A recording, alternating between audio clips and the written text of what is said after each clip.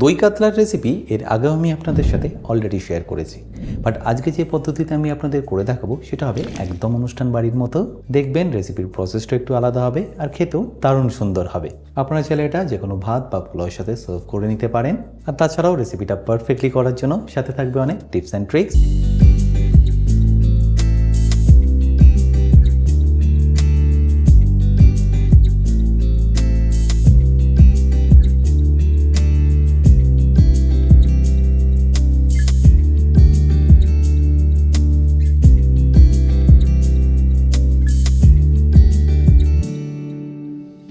By the way, আমি chef Atanu, আপনারা দেখছেন অতনু রান্নাঘর।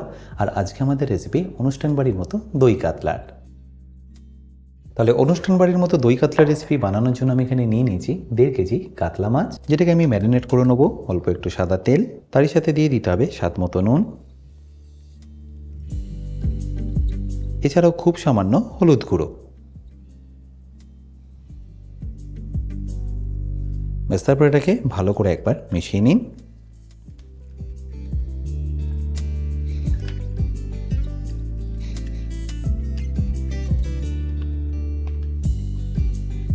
দেখতেই পেলেন একদম বেসিক ম্যারিনেশন, নুন, হলুদ আর সাদা তেল।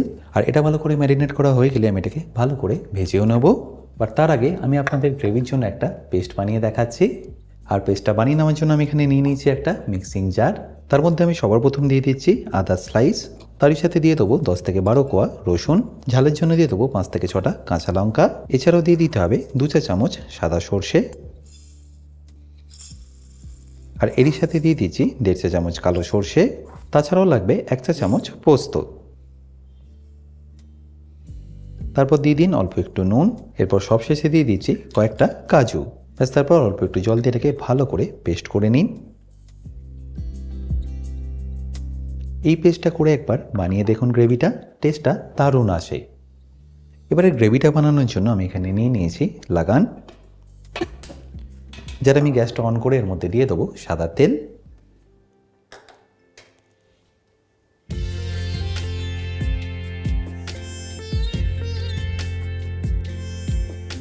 আর তেলটা একটু গরম হয়ে গেলেই আমি এখানে মাছগুলোকে একে একে ভেজে নেব।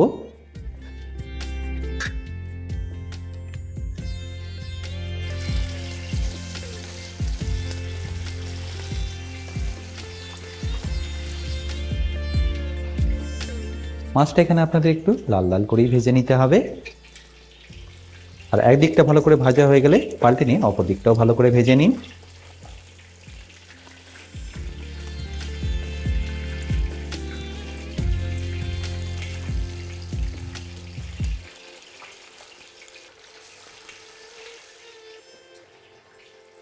এবার দুদিকটাই ভালো করে ভাজা হয়ে গেলে এটাকে আপনারা তুলে নিন। এবার এই একইভাবে আমি বাকি মাছগুলোকেও ভেজে নিচ্ছি।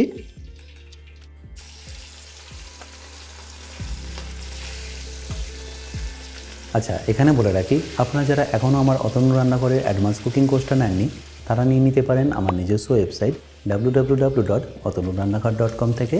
এই কোর্সটা মেনলি রেস্টুরেন্ট স্টাইল খাবারের ওপর। রেস্টুরেন্টে কী গ্রেভি বা কী সস বানিয়ে রাখে, যার জন্য আপনাদের 10 থেকে 15 মিনিটের মধ্যেই খাবারটা পরিবেশন করতে পারে, সেই সব কিছু আমি শিখেছি এই অ্যাডভান্স কুকিং কোর্সে। এই কোর্সের লিঙ্ক আমি যদিও ডিসক্রিপশান বক্সে দিয়ে রেখেছি, তাও বলে রাখি, কিন্তু যদি আপনাদের কোনো রকম অসুবিধা হয় আমার সাথে এই হেল্পলাইনে যোগাযোগ করতে পারেন। তাহলে সবকটা মাছ আমার এখানে ভাজা হয়ে গেল। এবার আমি আপনাদের গ্রেভিটা বানিয়ে দেখাচ্ছি। এবার এই একই তেলে আমি এখানে দিয়ে দিচ্ছি 4-5টা শুকনো লঙ্কা, তারই সাথে 4টে এলাচ আর 5-6টা লবঙ্গ। এছাড়াও লাগবে 1 চা চামচ কালো গোলমরিচ।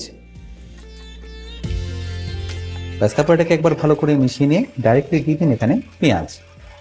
আমি এখানে কিন্তু তেলটা কমালাম না, আপনার চাইলে তেলটাকে এখানে একটু কমিয়ে তারপরে পেঁয়াজটা ব্যবহার করতে পারেন। আমি এখানে 3টে মিডিয়াম সাইজের পেঁয়াজকে স্লাইস করে ব্যবহার করলাম। আপনার চাইলে এটাকে স্লাইস না করে পেস্ট করেও কিন্তু ব্যবহার করতে পারেন। এবার এটা যতক্ষণ না ব্রাউন হয়ে আসে ততক্ষণ এটাকে এইভাবেই ফ্রাই করে নিন। আশা করি নিশ্চয়ই দেখতে পাচ্ছেন পেঁয়াজের কালারটা কিন্তু আস্তে আস্তে চেঞ্জ হওয়া শুরু করেছে।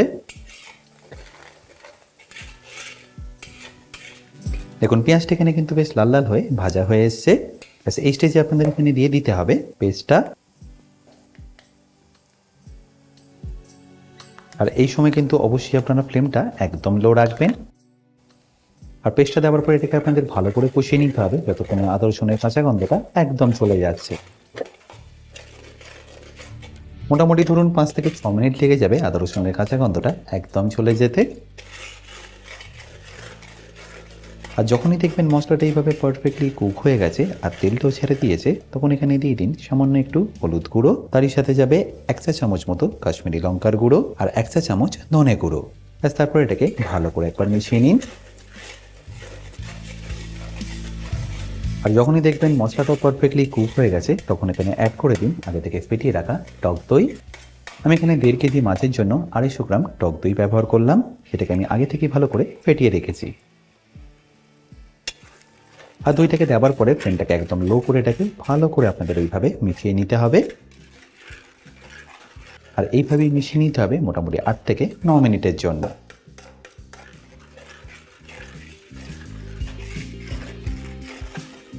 আচ্ছা, এখানে বলে রাখি, আপনারা যারা অতনু রান্নাঘরে ইউটেন্সিলগুলো কিনে নিতে চাইছেন, লিঙ্ক আমি ডেসক্রিপশন বক্সে দিয়ে রেখেছি। অ্যামাজন থেকে সেটা আপনারা ইজিলি কিনে নিতে পারবেন। দেখুন মশলাটা এখানে কিন্তু এখন পারফেক্টলি কুক হয়ে গেছে। ব্যাস, এই স্টেজে আমি এখানে দিয়ে দিচ্ছি স্বাদ মতো নুন আর দইয়ের টকটা ব্যালেন্স করার জন্য 1 চা চামচ চিনি। ব্যাস, তারপর এটাকে ভালো করে একবার মিশিয়ে নিন। আর ভালো করে মেশানো হয়ে গেলে দইয়ের কাঁচা গন্ধটা যখনই দেখবেন একদম চলে গেছে, তখন এখানে দিয়ে দিন পরিমাণ মতো জল। গ্রেভিটা এখানে আমি সেমি গ্রেভি রাখছি, তাই খুব বেশি জল এখানে আমি ব্যবহার করছি না। আর জলটা দেওয়ার পরে ফ্লেমটাকে হাই করে মাছগুলোকে দিয়ে এই গ্রেভিটাকে একবার ভালো করে ফুটিয়ে নিন। আর মাছগুলো দেওয়ার পরে এটাকে ভালো করে আমি একবার মিশিয়ে নিচ্ছি। আর তারপরে এইভাবেই ফুটিয়ে নেবো 3 থেকে 4 মিনিটের জন্য।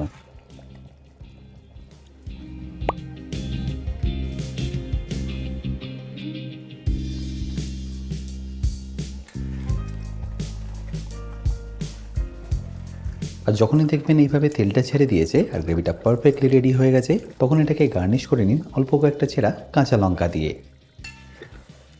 আশা করি এই সিম্পল রেসিপিটা আপনাদের নিশ্চয়ই ভালো লেগেছে। আর যদি ভালো লেগে থাকে অতি অবশ্যই কিন্তু আমাকে কমেন্টে জানাতে ভুলবেন না।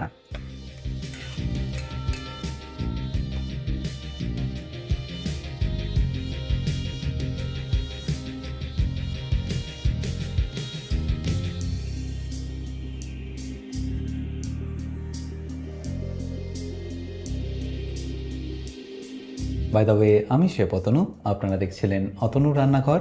দেখা হচ্ছে আপনাদের সাথে একটা নতুন রেসিপি নিয়ে নেক্সট এপিসোডে। ভালো থাকবেন, সুস্থ থাকবেন।